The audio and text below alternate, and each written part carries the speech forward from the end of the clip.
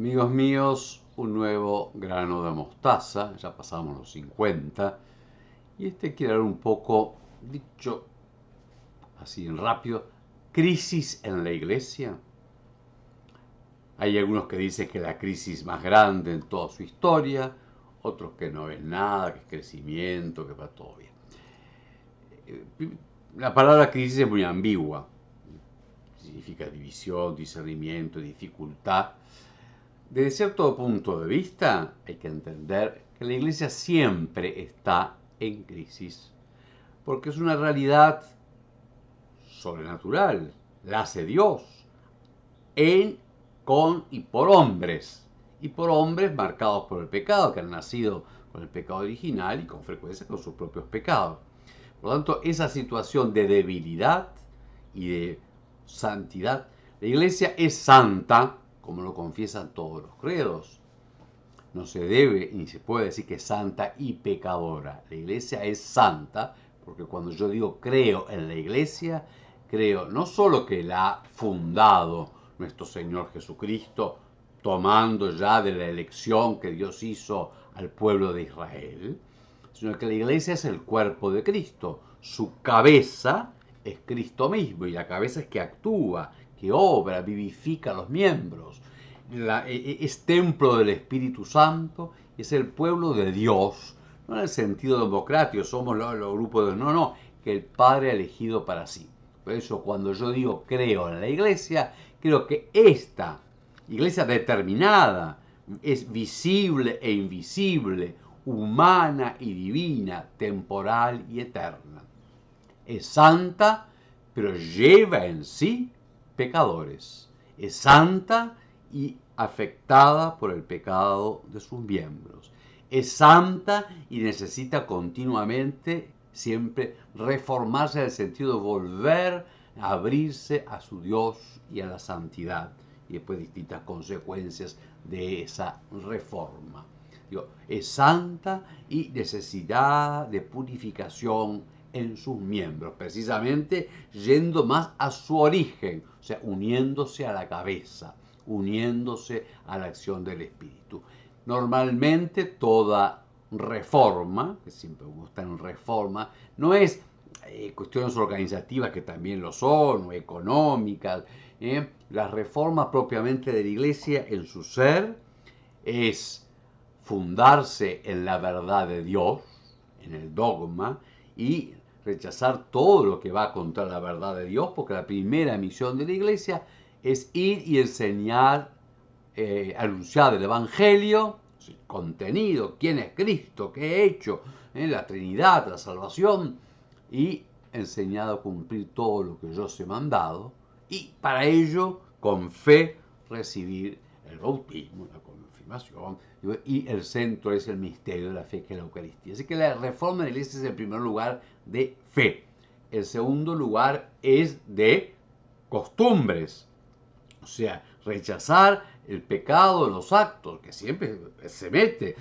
No es para soñar con una iglesia de perfectos. Eso ya a lo largo de los siglos ha pasado, que no nos juntamos acá los perfectos, todo lo demás fuera de la iglesia.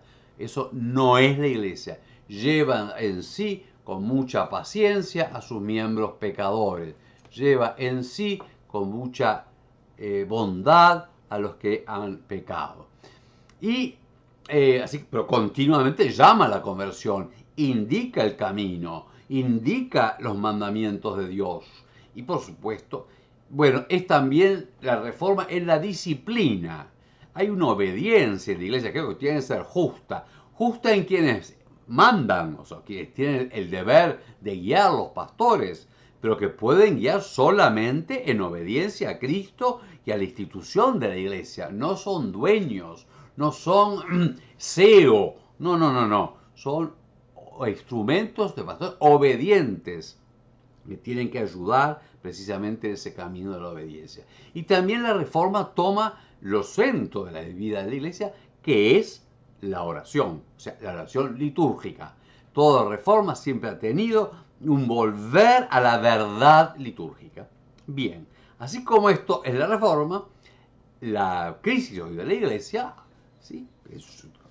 Repito, que no es para poner el grito en el cielo, pero también para saber mirar y saber leer. Está en todos estos órdenes. Hay una crisis de fe, porque la fe católica es la sumisión, como dice San Pablo, la obediencia de la fe a lo que Dios ha revelado.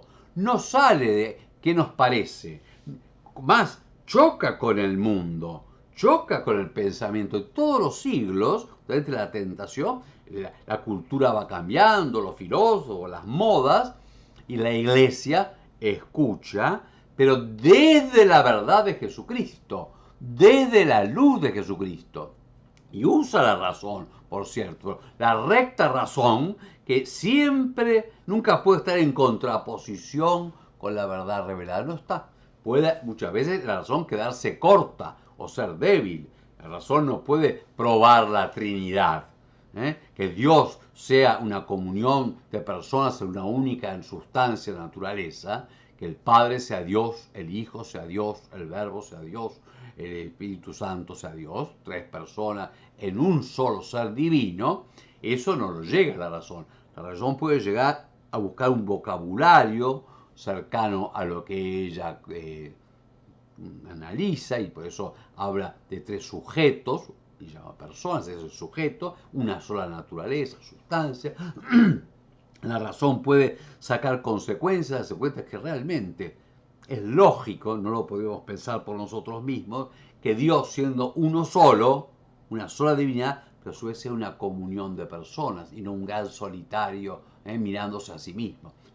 Son reflexiones que la razón puede hacer. Lo mismo puede mostrar como el fundamento de toda la persona humana, que es un reflejo lejano, pero reflejo de la Trinidad, del Verbo, del Hijo. La persona humana es personal, única, y a su vez llamada a vivir en comunión. No una comunión sustancial, no de la misma naturaleza, pero una comunión de verdad y de amor. Por lo tanto, hoy peligra en muchos puntos la fe, porque se dejan de lado verdades de la fe, porque la mirada no es desde la fe, desde quién es Jesucristo, de su salvación, de la vida eterna, del que, así como es temporal y eterna, visible e invisible, dice, pero decía el concilio, que está ordenado lo visible a lo invisible, lo temporal a lo eterno, lo humano a lo divino. Que no solamente es un montón de verdades, y en ellos sí hay pues una crisis de fe. Hay que aprender el catecismo, hay que y darse cuenta que es verdad, no cualquier cosa. Hay que ir contra el relativismo. No, bueno, son opiniones. No, no son opiniones de uno o de otro.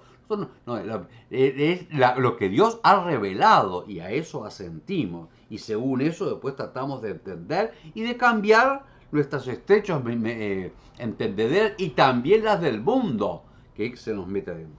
Una crisis de conducta moral. Hay una verdad de la conducta moral. En primer lugar, que se basa en los 10 mandamientos y se basa en Dios creador. Hay un sentido. Aún la conciencia. La conciencia no es, hay lo que yo siento. Eso no es la conciencia. El primer dato de la conciencia es que yo estoy sujeto a la verdad. El primer dato de la conciencia es que yo estoy sujeto a lo que es bueno. Y eso me lo dice la conciencia. Después tengo que buscar la verdad y el bien dónde está. Algo puedo llegar por la razón y mucho por la luz de la fe. Por lo tanto, el ordenamiento de la moral, que también empieza por la cabeza, pero también por el corazón y por la renuncia, porque tener que elegir el bien, el último término, buscar la voluntad de Dios, lo que es bueno, lo que le agrada, lo perfecto, y no seguir el mundo, como dice San Pablo, sino el pensamiento de Dios. Y una conducta, no podemos acomodarnos a la moda. Y no crean que es novedoso. Hoy la moda es el divorcio como cosa natural. Pues eso estaba en los judíos, en los griegos, en los romanos. Sin embargo, nuestro Señor dijo, desde el principio no es así. En la creación no es así. El hombre está hecho por un matrimonio, y el matrimonio es entre varón y mujer, indisoluble. Es una entrega de toda la persona, y la entrega de la persona es también más allá del tiempo. Si es instantánea, pero mañana no, o puede ser que sí, ya no es de toda la persona. Bueno, por eso, porque el hombre, en su dignidad, tiene el poder pasar más allá del tiempo. Y seguiríamos con todo la moral en todos los órdenes. En el matrimonial, el sexual, en el económico, en el trato con la persona, en la defensa de los derechos de los hombres. Y también una disciplina eclesiástica. Hay mucha indisciplina en la iglesia. También a veces en las autoridades. También.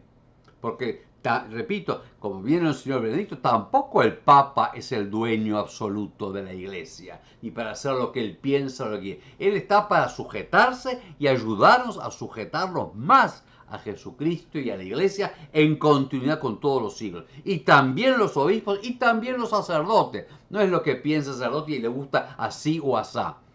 Y también los laicos, también los laicos. Hay una crisis de disciplina y por ello pide. Y podríamos verlo en muchísimas cosas que están pasando. Y también una crisis en todo esto en la liturgia. La liturgia continuamente no sigue el dogma y por eso las fórmulas están fijas, que es lo que hay que decir. Porque con frecuencia se dicen cosas que no coinciden con la oración de la iglesia, que no es lo que yo siento ni lo que le gusta al grupo, ni en el lenguaje. El lenguaje es de la iglesia.